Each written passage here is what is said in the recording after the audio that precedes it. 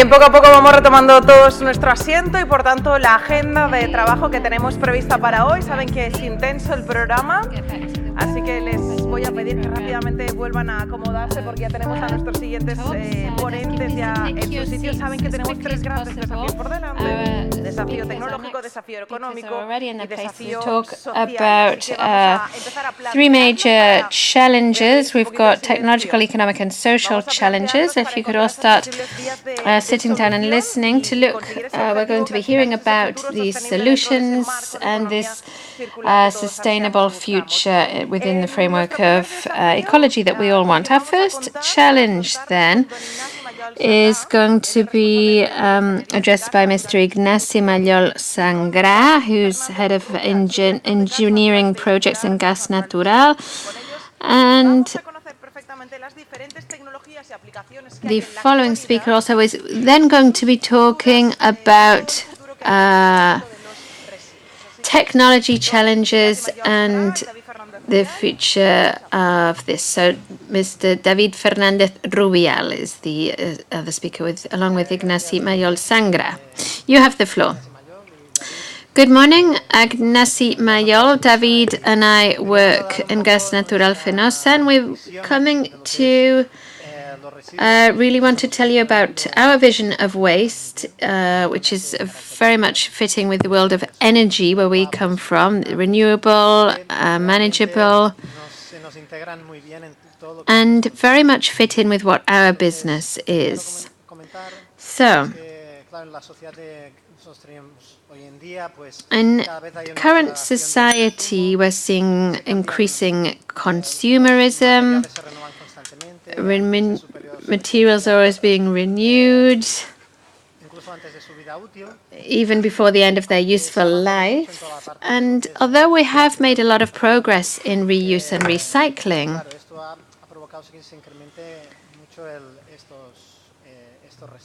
there is still a lot more waste being generated. So the ongoing problem is what happens when waste is not recyclable. There are several alternatives. We can put it in landfill and wait for it to disappear, or try to use the energy content to meet our energy needs, be they to combat greenhouse gas emissions and pollution. Also, renewable energies, some have a problem of discontinuity. So, let's look at use of waste. If we start from the bottom, our customers use energy to meet specific needs, and our customers require continuity, quality supply, and they want energy to be supplied as cheaply as possible. Increasingly, society is also asking to integrate renewable energies in their energy supply. Can we do all of this with waste? Well, a few years ago in Gas Natural Fenosa, we carried out a study, and in Spain, it was thought that up to 8% of primary energy consumed could be met this way. However, waste isn't understood as a source of energy, but rather a transitional energy towards a circular economy, as we were talking about reusing and recycling. So, the diagram then to get to the end user is to carry out transformation, to transform this waste that could be liquid, gas, or waste into energy that is as close as possible as the energy use that the user needs. So there are various types of transformation that can be carried out from recovered fuels. You get energy vectors that could be electricity or steam. It could even be renewable gas, similar to natural gas, that users could use directly with their equipment. Now, if we go to the little boxes here, you can talk about transformation of waste, technologies to use recovered fuels. There's various types of transformation technology to transform waste into energy vectors, and there's different types of application as well. This diagram shows the basic model of the various technologies. We have treatment of waste that obtains recovered fuel, which has properties that can be used and that makes them much more efficient. And then at the top, there's treatments for waste that are more liquid type waste, for example, oils and other types of lubricant, to be able to obtain biodiesel, for instance. And from other types of waste, you can also get bioethanol.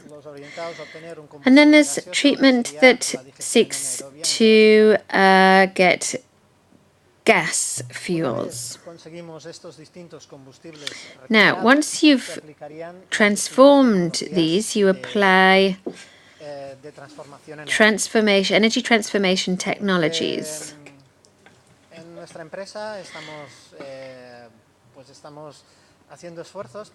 Our company is striving to integrate renewable gases. So I wanted to mention new technologies that are focused on obtaining biomethanol from biogas and also bio without gas from a synthetic gas. Now, this is the model that we're looking at. On green, the green line, you can see the biomethanol line. You have anaerobic digestion, which gives biogas, and there are upgrading technologies which are commercially available, and these give biomethanol. This is the most developed line at the moment. In addition, there are projects and research going on into power-to-gas technology, which is hydrogenation of CO2, the surplus CO2 from the upgrading, using hydrogen from renewable sources. And when the CO2 reacts with hydrogen, this would provide a greater quantity of biomethanol. And lastly, there are other technologies using synthetic gases from biomass, lignocellulose biomass, which is the yellow line you see at the bottom. And here the aim would be for gases to have sufficient quality to make them comparable to natural gas and to be able to integrate both energy vectors. What's the advantage? Well, biogas currently, when it's used, is used to generate electricity, for example, in fuel engines. You can inject gas into networks, and if you can do that, you can really extend its use and improve efficiency also. So I'm now going to hand over to David, my colleague, who's going to tell you a little bit more about these technologies.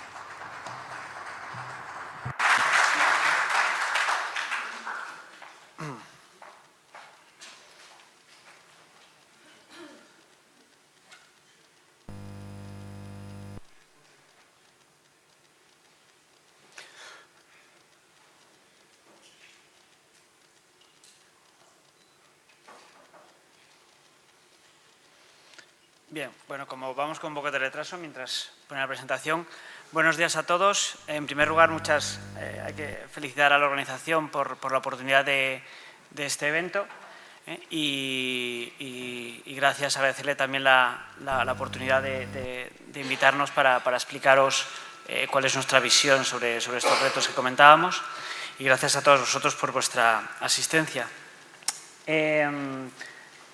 A continuación de la presentación que os ha hecho Ignasi, quiero mostraros ahora una aplicación más directa, más al mundo real, de lo que los residuos y su generación de biometano pueden aportar como uso a la sociedad, ¿no? En este caso vamos a hablar del biometano y vamos a concretamente aterrizarlo a lo que es la inyección en la red de gas natural y su uso en movilidad. Bien, el reto del triángulo mágico que antes comentábamos es un reto que no se escapa a los...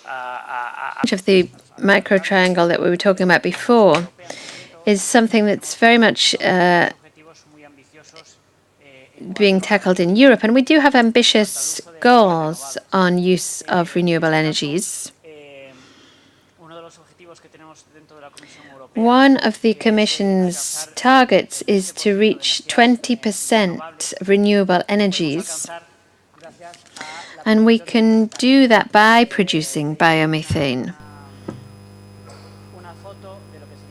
So this shows biomethane plants in Europe. This comes from the European Biogas Association. You can see how many there are there. Now, if we achieve this target of 20 or even 30% renewable energies, we would be able to move forward. Coming now to Spain, you can see potential biomethane plants in Spain.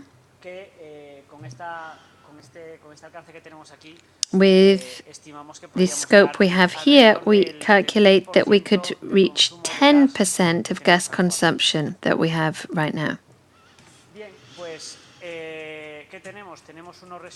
So we have waste, which, if it's managed appropriately, produces biomethane. We can obtain that from producing biogas, which is produced through a biological process, anaerobic digestion. And that biogas is then treated, purified, and enriched to generate biomethane. There's another way of producing biomethane, which is through biosyn gas, which is through a chemical process, gasification of biomass, which generates biosyn gas. And again, it's purified and methanized to give biomethane or bio-SNG. And you can also get biomethane through hydrogenation of biogas and use the surplus from renewable sources. So we obtain biomethane, inject it in the natural gas grid, and that solves a threefold problem. Firstly, the natural gas grid can be used to store that biomethane, and as a second and third byproduct, it also solves the problem of variability in production biomethane, like with all renewable energies, and it solves the variability of its use as well. Because if you store it in the natural gas grid, you can use it for the time and the purpose that you most want. So you have waste that generates biogas. When that's purified, it generates biomethane. We inject that into the grid, and then you have gas available to be used when and where you want. One of the uses that we're most interested in is as fuel for vehicles. We like to present this again as a magic triangle. One of the sides is economic, one is environmental, and the other is maturity, if you like. As to the economic side, natural gas for vehicles entails almost 50% saving compared to petrol and 30% saving compared to diesel. Now, this saving is the total saving. We're not just talking about here the saving for the unit price that you see at petrol stations or in the yield of the fuel in the engine. We're talking about the global price. It covers both, and so it's a final saving per kilometer. In addition to that saving, in the case of Spain, with the new categorization of vehicles there are, natural gas vehicles have that label, and that equals a tax break on vehicle tax. You also get cheaper parking in official parking places. You have a reduction in motorway tolls. And something we're increasingly seeing, an issue increasingly seeing, is access to cities, in big cities where pollution is a problem. When there is a pollution event, these kind of vehicles can still go into cities. Now, as to the environmental assets, these are very significant. You have air quality and greenhouse gases in two different sections. The latter is a global problem which needs to be addressed in measures that we all take part in, insofar as possible, by adhering to the Paris Agreement, for instance. And air quality when it comes to cities, which again is a real issue which affects all of us who live in cities, which is increasing. It affects our health.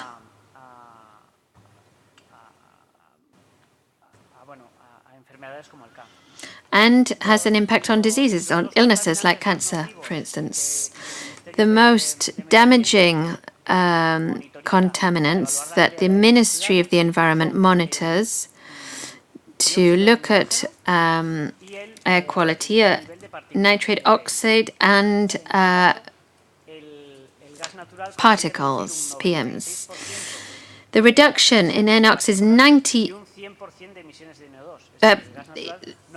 is 100% reduction, and in particles, 95%. So when it comes to key indicators for air quality in cities, natural gas has almost zero emissions.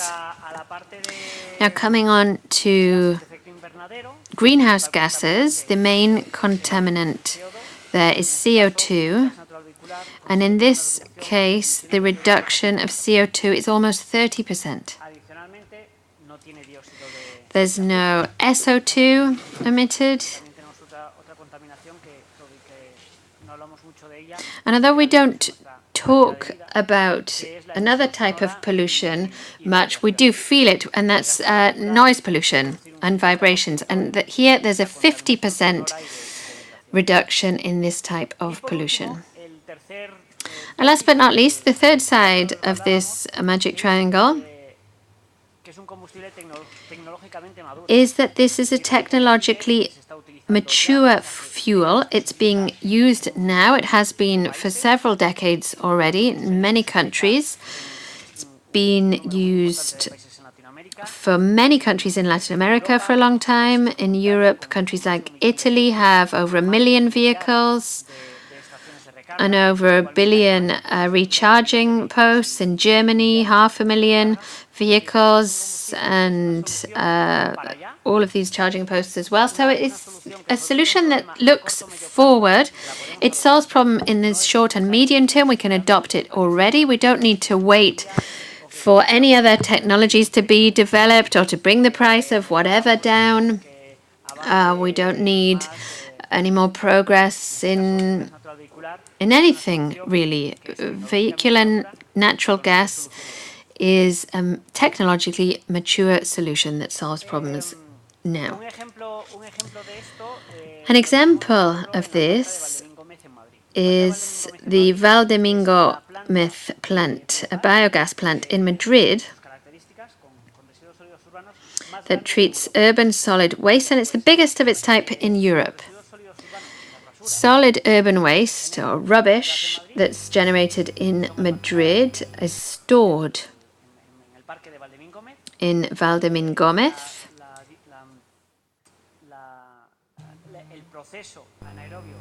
The anaerobic process obtains biogas. We purify that, enrich it to obtain biomethane, which is injected into the grid. And just to give you an idea, all the biomethane that's injected into the grid could supply 450,000 waste collection trucks that circulate in Madrid, and does supply those. All of those rubbish trucks, 450,000 used in Madrid, are fueled with this biomethane. So that just gives you one more example of images that we've seen repeatedly already on the circular economy. So the city generates waste, the rubbish generates biogas that's treated to get biomethane. We inject that biomethane into the grid, and that gives us fuel for the entire rubbish trucks, the rubbish truck fleet of the city. So they're actually fueled by the same waste that they collect. Now, if you remember, I mentioned in the environmental side, air quality. Here, this natural gas gives a 95% reduction of particles and 100% reduction in NO2. Then you've got greenhouse gas pollution, which is CO2. There's a 30% reduction there. If we used biomethane, CO2 emissions would be zero. They would be neutral. So it'd be a totally neutral CO2 emissions, and we have some examples of them being negative, in fact. So, to sum up, there are three main take-home messages I have. Firstly, biomethane that is produced by good waste management can provide a renewable gas. Two, that renewable energy can be injected into the grid to solve the variability both in production and use.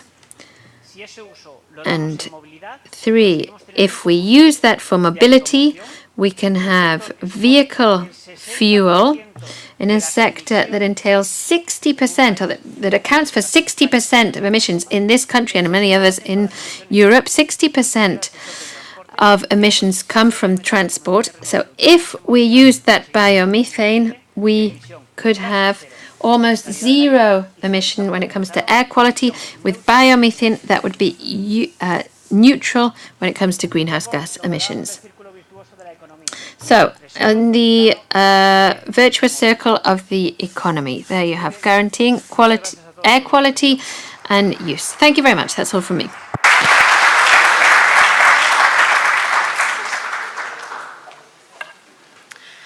Doctor en Ingeniería Civil por la Universidad. Civil engineering from the University of Tennessee, US. He's spent a lot of his professional life teaching health engineering, and in addition, he directs the Engineering and Public Works Department of the University of Chile. With Christian, we're going to be looking at the technological revolution in terms of mechanical biological treatment of mixed fractions to increase the recovery of recyclable fractions. So the floor is yours, sir. Good afternoon. I would like to thank you for having invited me to be here. And here we go, my paper. Yep. What I'm going to present is basically the process of why initially we want to select waste, and then we're going to look at the organic fraction to treat it anaerobically or composting it, and then I will come to my conclusions and reflections. So, the management of solid waste. We have all questions such as illegal landfills or dumps, and I've been at meetings dealing with the Amatitlan basin, and one of the mayors said one of the big problems that we have is that we don't have a river where I can chuck my waste. So we, went from there to landfills, and then we have all of the new alternatives where we can look at incineration, gasification, energy valorization. So, looking at the overall figures from Chile, over time we've gone to healthy landfills where we have reduced the use of landfills, and also we've looked at illegal dumps. This is leading us to our problem now. Dumps, landfills, we have the problem with the lixiviates, the impermeabilization, the placing of hazardous waste there, the control of the perimeter, where we have people living within these areas, these legal landfills.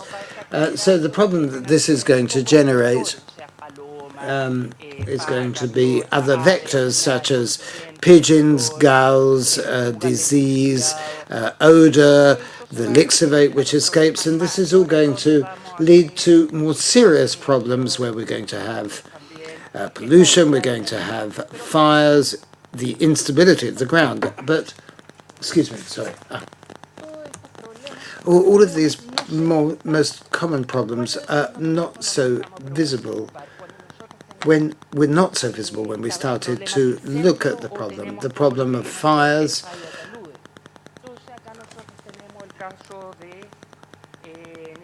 or power failures. We've got the problem with Ethiopia, for example, where more than 65 people died from a landslip of a landfill. Then we have the problems like last year with power supplies, but these are landfills and dumps. Sorry, these are dumps, but also I'm not going to talk about the problem of Santa Marta in detail, but it was a problem where the question is the following. We, in the USC, in Atalaya, there was this problem, but other fires. I live in Santiago. Look, my waste goes to this sanitary landfill. So I form part of the problem. There everything is chucked, but nobody said that, I am the problem here. What are the solutions I can offer? And we see that with landfills we have the problem. I rather like this cartoon. It's the kind of thing, we'll see in the near future, a historical monument to the landfill. But what we see here is, this is just where we are at the tilting point, the watershed, where we say, do we continue using sanitary landfills or not? And is it really a sanitary solution? It's not an environmental solution, though. That's the problem. What are we going to do with the future generations? So here we see the need for alternatives. I'm going to talk about mechanical biological treatments, the TMBs, where we have a fraction, a facility where we're going to have two main elements: selection and then biological treatment. In terms of selection, we have optical separation, selective collection. We've got MRFs, and then we can have on the biological side anaerobic digestion or composting. After anaerobic digestion, we also always have a post-processing where we recover the fraction, ensuring that it is as compostable as possible and of as high an economic value. So the environmental or the potential environmental benefits are to significantly reduce the amount that is put into a sanitary landfill and reduce environmental impact, which is going to be a problem for the future. Also, we will reduce the amount of impact it can have in terms of the water and the air. And then we also have the option of energy recovery. In terms of financial benefits, we see that at least 40% of the waste can be saved from going to a landfill. We're also going to reduce transport costs.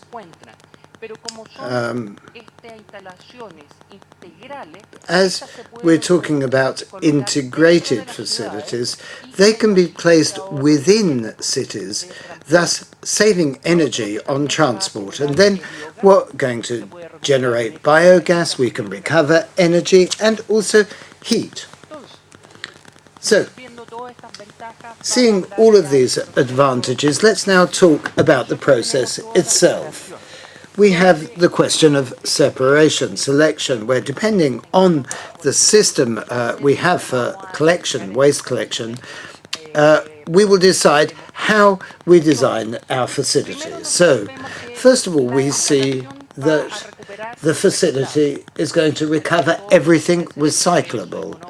So that will represent income from the sale of this recyclable material. And then depending on the financial model, we'll see that there are different elements that will give us profit. For example, in Denton in Texas, the benefit is paper. In Santiago, what would be recoverable will be PET, and it depends on the local market where the benefit can come. Then we're going to try to recover the organic material, so that will take us then to the next step. And there will always be an untreatable fraction that we're not going to know what to do with, and this is what will go to final disposal, or in the near future, we'll maybe see that there is something that we can do to reuse it. So this step is basically a question of selection and pre-treatment so that composting or anaerobic digestion works properly. So this is fairly crucial when you're designing your system, because depending on the quality of the product, in other words, the organic fraction that we recover from the waste that we have, this will guarantee that our treatment system, in this case anaerobic digestion or composting, will not work properly. So this is an example which I rather like, which is a place called Cerritos in Argentina. It's a fairly small town, and they have their own recovery system and their own anaerobic digester. We're talking about a fairly small town. So the first thing that you have in a recovery system is the arrival point. Here, the truck will dump it, and with on a conveyor belt, it will take it to our production line, where we have people who select the different kinds of waste that is dumped. They have a baler, and this is the heart of their operation. Another example, which we can see here, they're basically concerned with recovering paper. This is the case of Denton, and here we have their separator, the baler, They have a magnetic separator for metals, and you can see the people working there to actually separate the different fractions. So we basically have this selection so that at the end of the line we can have either dry or wet digestion. So what is anaerobic digestion? What we want to do is to decompose organic material without the presence of oxygen. So with microorganisms, first of all, we're going to generate CO2 and then finally methane, which is what we want to maximize for the production of biofuel. So with this, we'll be able to reduce the initial weight of the rubbish. So we have this waste, which we would have reduced in volume by some 40 or 60%. And that is fairly important in terms of disposal. We reduce volume. Moreover, all of this can be used as a land conditioner, and this takes us on to the next stage, which is composting. But here, there's a very important point. We see what we're going to be actually decomposing. It could be rubbish, it could be garden waste, animal waste, horse manure, cow manure, and so on and so forth. But we also have a retention time, which means that our facility has to be of a certain size. If it's going to be a wet system, it'll be bigger. If it's a dry system, it'll be smaller.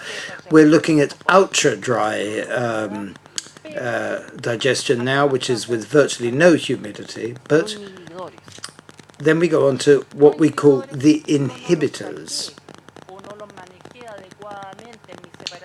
That is, what if I haven't selected properly the material that I use, it can cause problems with digestion. So when I design my selection plant, I want to ensure that there are as few as possible inhibitors, be it a chemical element, ammonia, or whatever. I need to consider all of this to ensure that my biogas production is good. A very interesting example is if there is too much wood, I'm going to have problems because wood, unfortunately, will not decompose in these conditions. If I've got lemons or citrus fruit, we see limonase being produced, and limonase will affect the production of biogas in the long run. So, in this way, what we can do is generate an improved control of biogas. So this plant, we can see cases where we have small plants where most of the process is manual. The efficiency of such systems is low. We're talking about a slow digestion time. But the important thing is that in this community, they want to have their own processing plant for their own solid organic waste. And here we can see their, what you call them, the gasometer, which they use for the kitchens of the farm. Then we have large city digesters where we will have different options. We have a continuous process. This is a patch process that we can see here. But when we have our end product, we have to do something with it, this organic material. What we're going to want to do is to compost it, allow it to mature, and this is an important factor because this is going to take its time, and thus I am going to need a fairly large facility. Another alternative is that I can use is composting. Here we can see an integrated system where the town has considered that any organic waste, wood is shredded, the elements that are not biodegradable are removed, and then what they use it for is to compost. So this is a great business in this fairly rural sector where they sell it as compost. And then another important element is that they carried out a market survey depending on the color of the compost. They have 4 main products. They have red compost, where they shred the wood and make what they call mulch. They say that their 2 main products are red or black. Grey or coffee are not so popular because the farmers don't tend to like the color so much. So here we can see another composting facility where the digestate, that's what we call the product of anaerobic digestion, is being composted. And if I do not carefully select the waste from the beginning, then it is here where I have to act, where I have a lot of garbage which is not biodegradable in it, and that's going to cause me problems when I seek to sell my compost. It's an interesting case in Seversville where they have an anaerobic digestion system without recovering biogas, where the glass that comes will not be held, so it is actually ground in the compost. And in the US, people don't like to have glass in their compost, so they have to give it away. They cannot sell it. And lastly,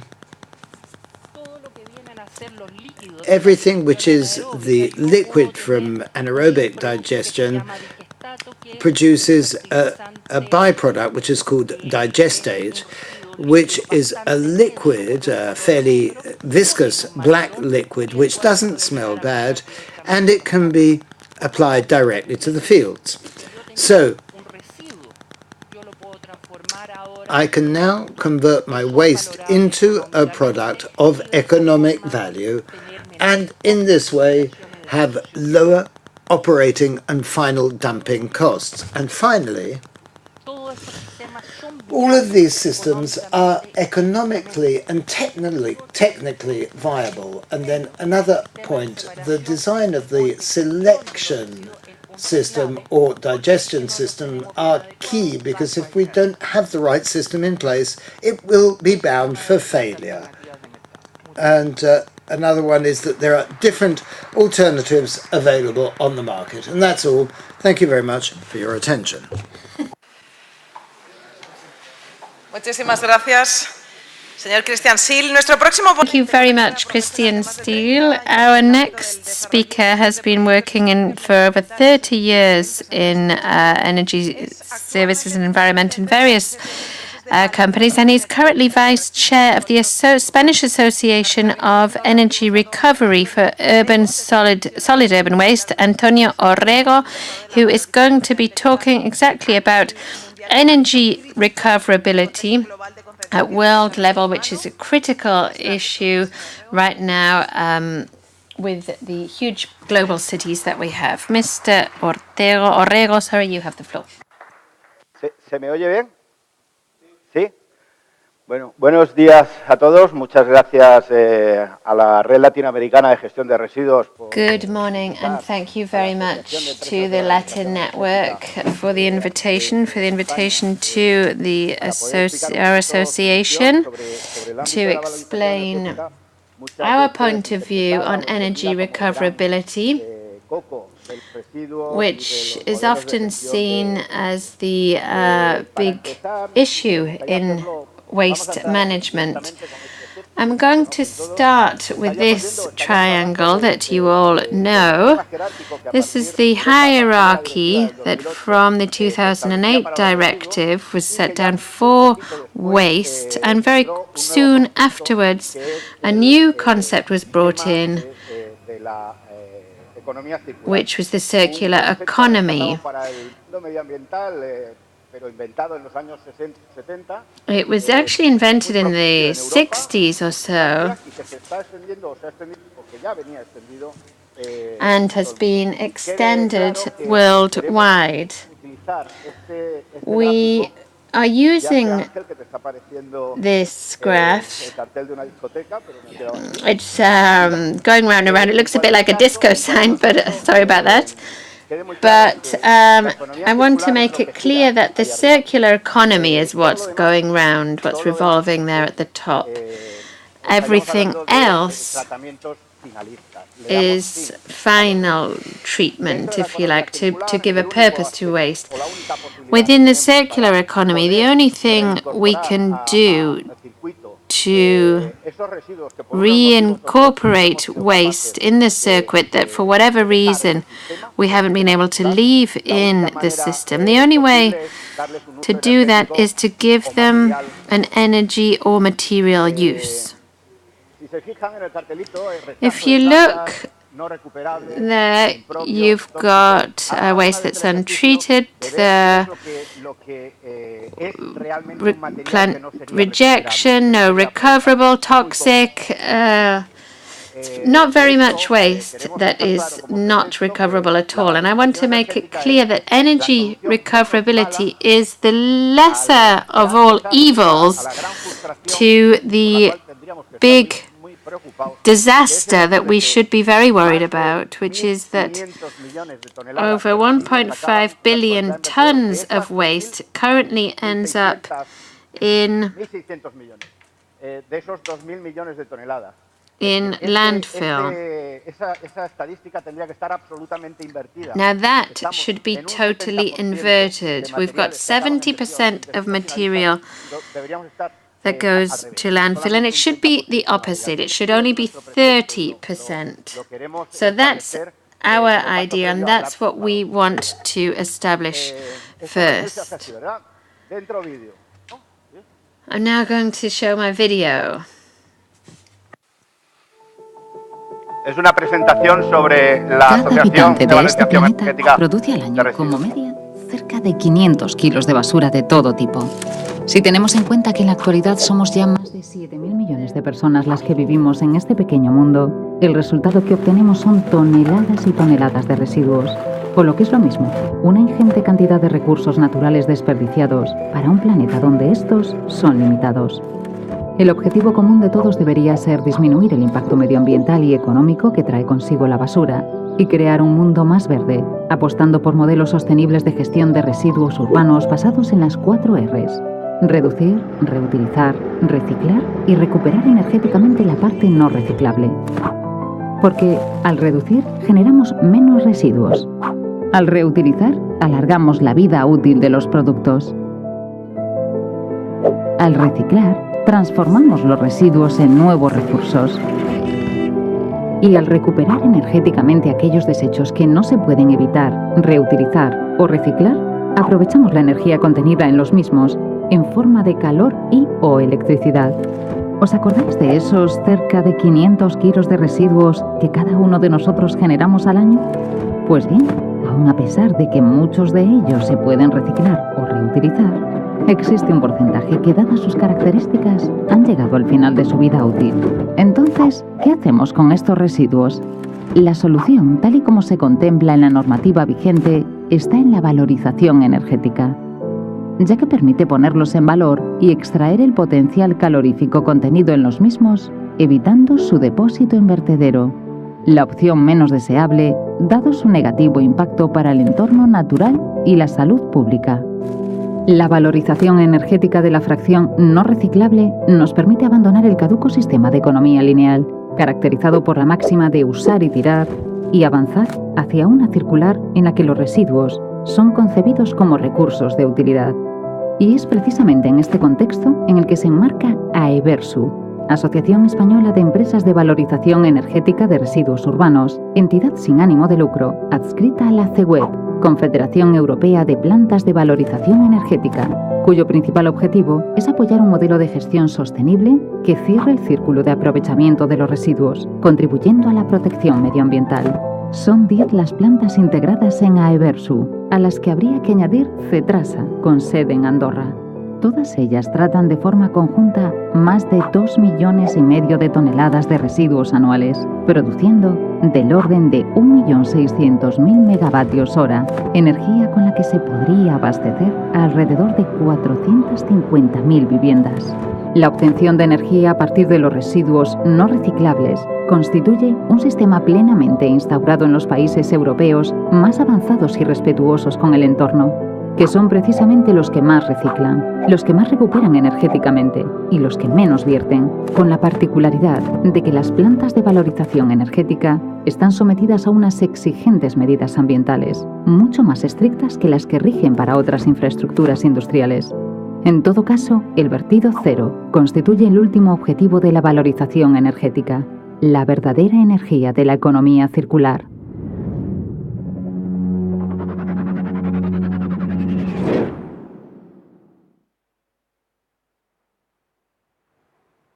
Bueno, vamos a correr ahora ya mucho. ¿Se me oye bien? ¿Sí?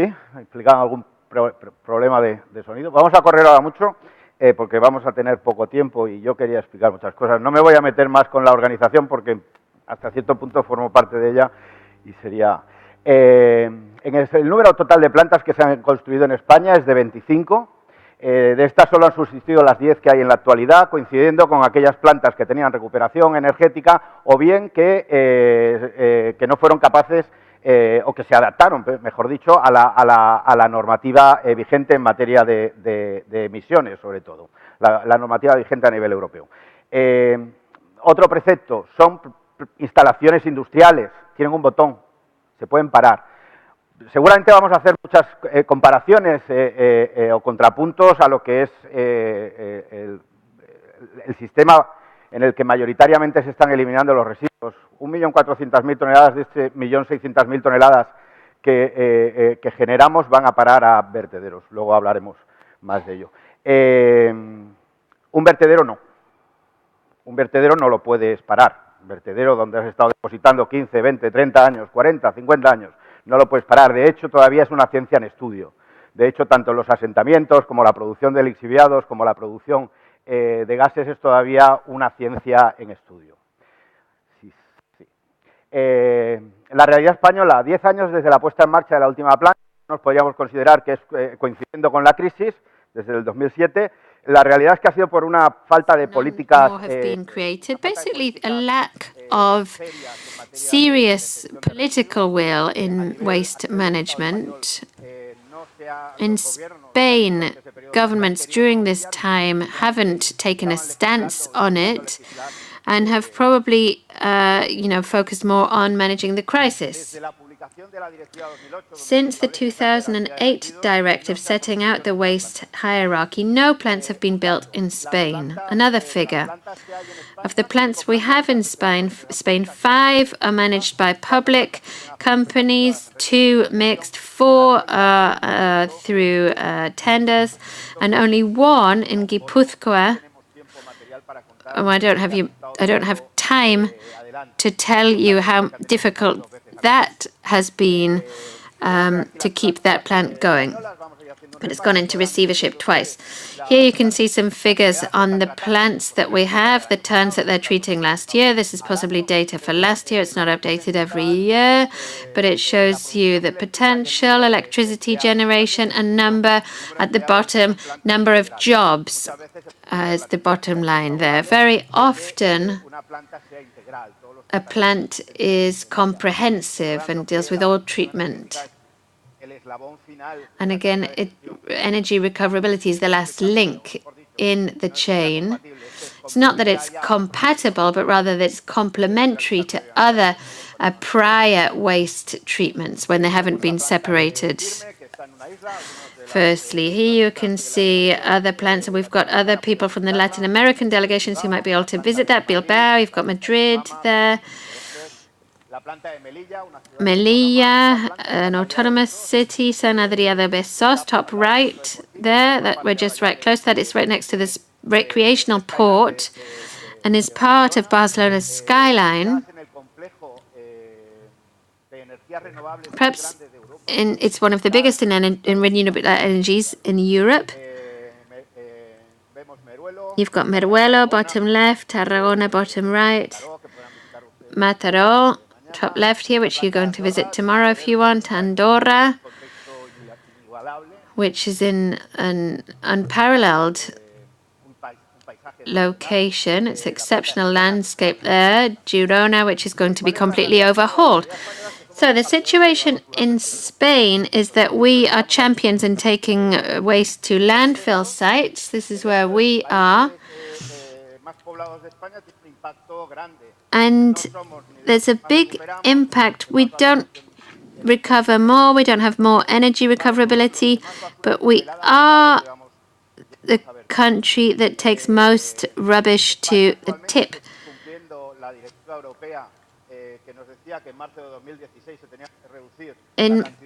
By March 2016, as we've heard, there has to be a reduction in waste that's taken to landfill. We've got 1 million tons there. And the perspective for 2020, when we look at waste treatment using current technologies, which barely surpass 50% of recovery, it's practically impossible, I think, to reach that goal, those European goals. So we won't be complying very probably with the goals for 2020. The new circular economy package talks about 65% recovery and reduction of 10% in total landfilling. The message is clear. The future is clear. All we need to do is plan and govern our waste management. So what do we give to Europe? We bring the average down in Europe. We generate a huge amount, millions of tons, you can see. And we bring up the percentage of waste that goes to landfill. We bring down the percentage that goes to recycling, 33%, and energy recoverability, we bring that down as well.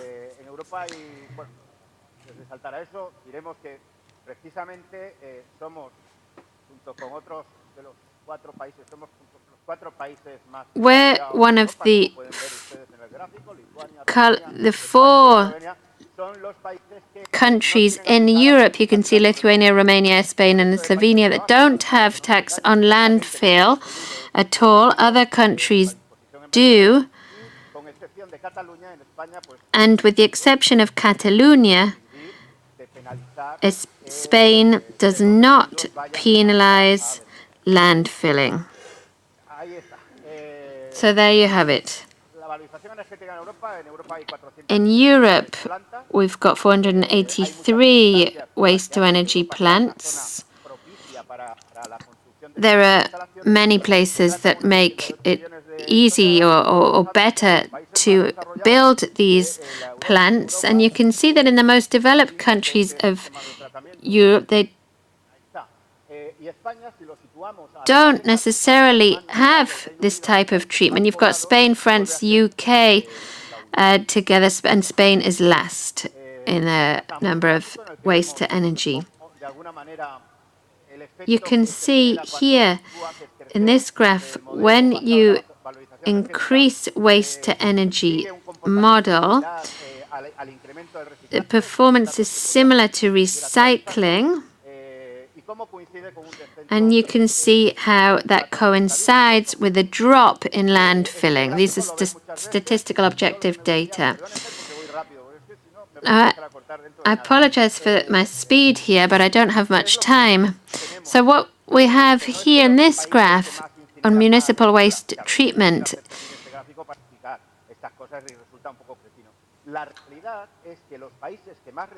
countries that recycle the most don't have landfills.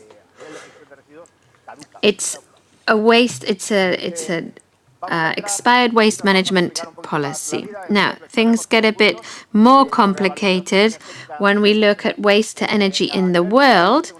Worldwide, there are about 1,900 plants.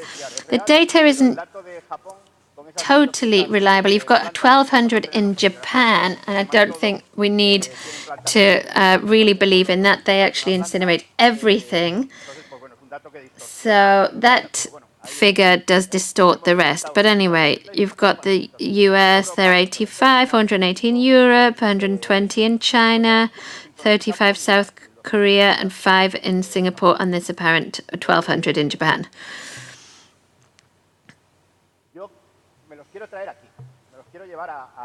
Now, I want you to focus on this graph now. This is the Human Development Index. If we look at where the plants are on this map, it's always the same story. In the north,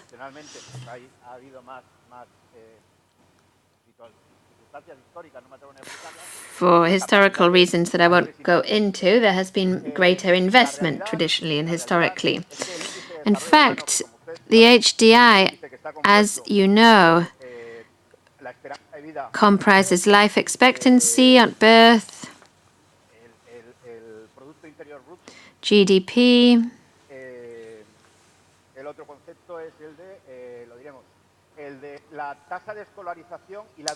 schooling, and the length of time that children stay at school. Now, on the latter, this gives us an idea of how cultured, how educated a society is going to be. Life expectancy tells us how long people are going to live, and the longer people live, the greater the population is. And with GDP, today, that is directly linked at least to consumerism. But you can see that this is changing, especially in some parts of the south. And the trend or the outlook suggests that we're living on a planet that will become more equal. Now, I'm also going to compare these plants with the 50 biggest dumps in the world, which is a campaign that our association wants to have closed down. Now, you can see that these dump sites are elsewhere and not in the same parts of the world as the previous map we saw, although there are some points, if we recall the previous graph of development index, we can suggest where more efficient, competent infrastructure to manage waste will have to be built. Now here we see concentration in cities. As you know, 2 to 3 people per second move into cities. And we now have superpopulations, which is slightly alarming when it comes to sustainability. We've got about 7.5 billion inhabitants on the Earth, and that is increasingly concentrated in cities. Now here we see waste to energy. You see where we saw high human development, probably those will be the same places that are going to have to start thinking about other waste management. This is a very exhaustive graph. If you can actually read it, I just want you to focus on the 2 first columns. This is about incineration. And the others are other technologies that are being developed and promoted. Like all technologies, it'll grow and develop, but I want to draw your attention to the number. If you want to visit these plants, you can see at the top there.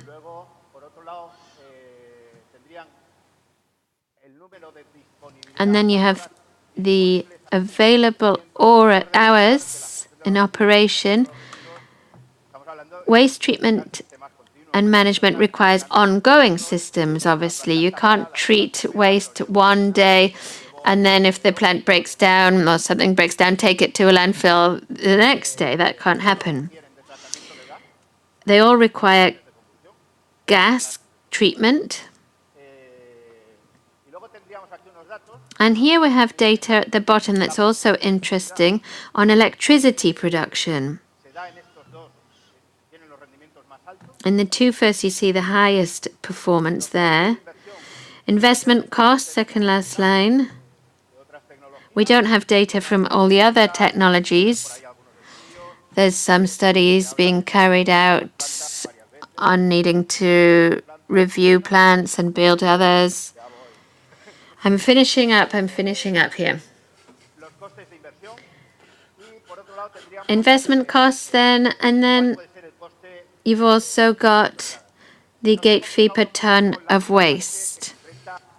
It would seem then that with $30, in many areas of Latin America, we said that was about $20 required to treat waste. If that's the total cost, it's not very good. If it's the cost for recovery treatment, it would be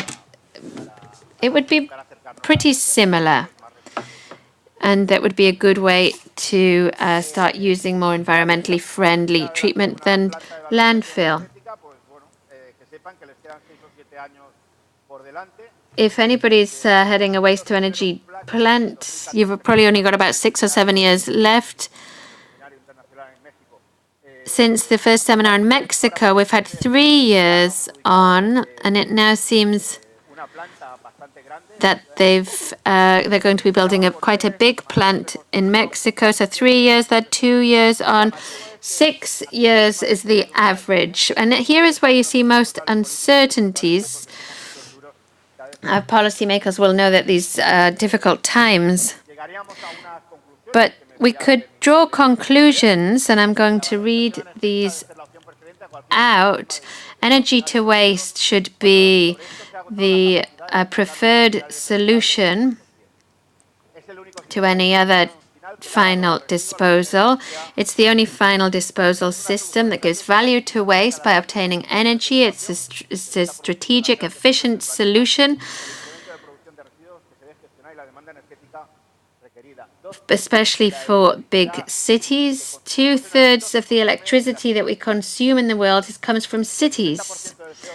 70% of CO2 that we produce comes from cities also. It's recommendable that waste-to-energy plants be in cities or as close as possible, actually, because they afford many options and can use heat for heating, heating networks for central heating, or aircon also.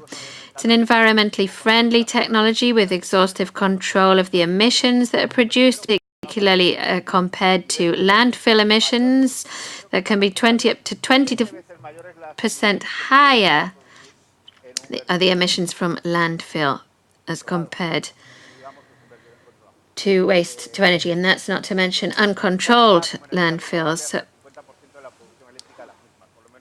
And up to 50% of renewable energy is accepted.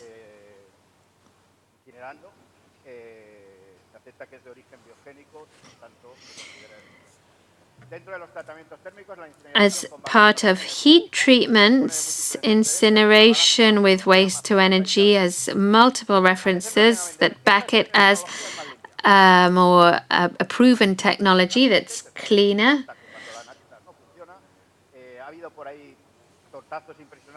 There have been major mistakes, but that doesn't mean that they stop working. There's been technologies that are low scale, that have very homogeneous products. Waste is the most homogeneous product of all.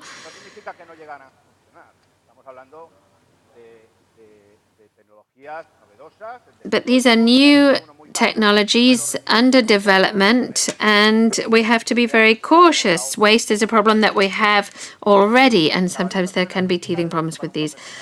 Waste to energy should play a key role in waste management in any country and should always be an alternative to landfill. It's not the solution, it's just the last link for proper waste management as part of the available technology that we have right now. And as far as Gunt said, that's all I have to say. I thank you for your attention.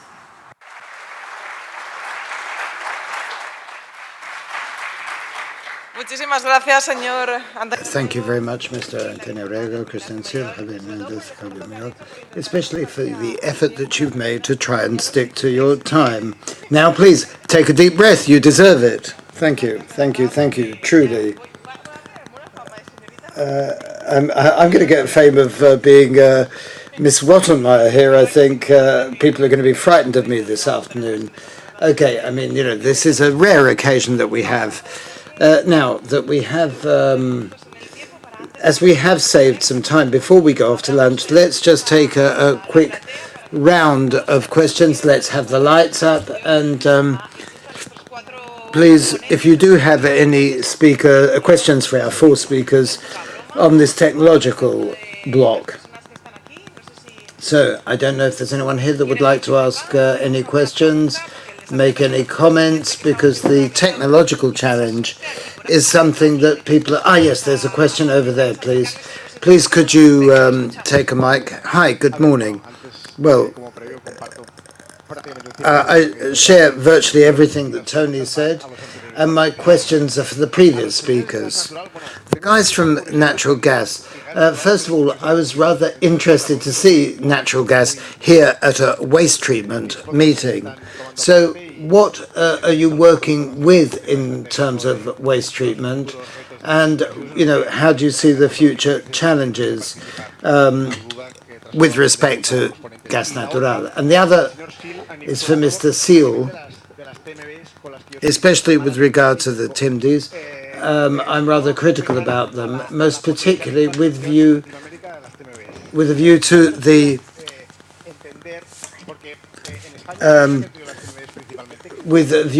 implementation of TMBs in MBTs, excuse me, with regard to their implementation in Latin America. Biomass, as Antonio said, it can be whatever, and extract recyclable fractions from that which goes into the grey container. This is a terrible mistake, and here in Spain, I mean, we've seen it. On the one hand, my humble recommendation would be to make MBTs smaller, more specific in terms of waste. If you have an MBT, make it with just recyclables. And most particularly to have integrated final treatment, either for a fill material or an energy plant. So I'm just interested in that. So my question is for Mr. Seal. If you anticipate MBT plants in Latin America doing this. Thank you very much. Let's start with Mr. Seal, and then we'll finish up with Ignacio Mayol and David Fernandez. A very important point when you design this kind of plant is, what is it that you seek in the end? That's important. And with regard to Europe, there's something that we have to put into the equation, and that is that the cost of labor in Latin America is far lower. Also, sanitary landfills are cheaper as well. So this is going to distort your comparison. So, I mean, if I want an MBT plant with a view to using a digester at the end, then I want it to be as pure as possible, because otherwise it's going to affect my composting. And so if I don't eliminate products that are not biodegradable to start with, then I'll have to remove them later. Well, that's what I'm saying, and I'm saying that it's like when they say that philosophy has been written from the Greeks onwards. So MBT with the biodegradable parts of fraction is not a success. If you attempt to remove that which is not biodegradable for whatever kind of digestion you want, be it dry or wet or whatever, with the kind of heterogeneity that you have in the grey waste containers, then it's not going to be operable. I mean, it's not going to be viable. We've seen that in Spain, and the same with composting. What do we want with compost? We want to sell the end product. Nobody wants an end product which has a lot of glass, which has a lot of metal or cloth or whatever in it. So obviously, if that's going to be used by a farmer or a gardener, it's not of interest. So, from my humble point of view, the more specific the collection, then the better, if you want to have success. Thank you. I don't know whether you have anything further to say, Mr. Seal, or shall we leave it there? We're not going to turn this into a tennis match, are we? Over lunch, you can have a chat about it. Now, the gentleman from Gas Natural and what the gentleman from the public said. Well, why we're here, Gas Natural Fenosa, we were invited by the Fundamental Foundation because in terms of waste and energy, there's a clear link. And so using waste to produce energy is something that concerns us. So, Gas Natural Fenosa is a gas company, but we also supply electricity. So we're interested in all forms of energy. So that's why we're here. And then in terms of... So if we're talking about waste plants and our involvement, we have a holding in a Chilean gas distributor, Metro Gas, which is currently running a biogas plant, which injects the biogas into the natural gas grid in Chile. So we do have experience in that field. Thank you very much. Any further questions from the public for our speakers, or shall we keep our questions for this afternoon, because we're going to carry on this afternoon? It's been a very intense morning. We've had a lot of discussion. A headline is that we are all involved, and we want to be the first to get down to work, to stand as a landmark, to create this social awareness of responsibility, which we're still short on. Another good thing is, to use your mobile phones, use the social media to send out your headlines. I mean, this is being streamed, but to extend the discussion further, please, do use your mobile phones now. Take a breather, rest, have a chat, have your own discussions. That's the idea, to do your networking. So we'll see you all back here, and we've got lunch being served next door. And at 3 prompt, we'll be back for this afternoon session. So please do be punctual coming back. Thank you all very much.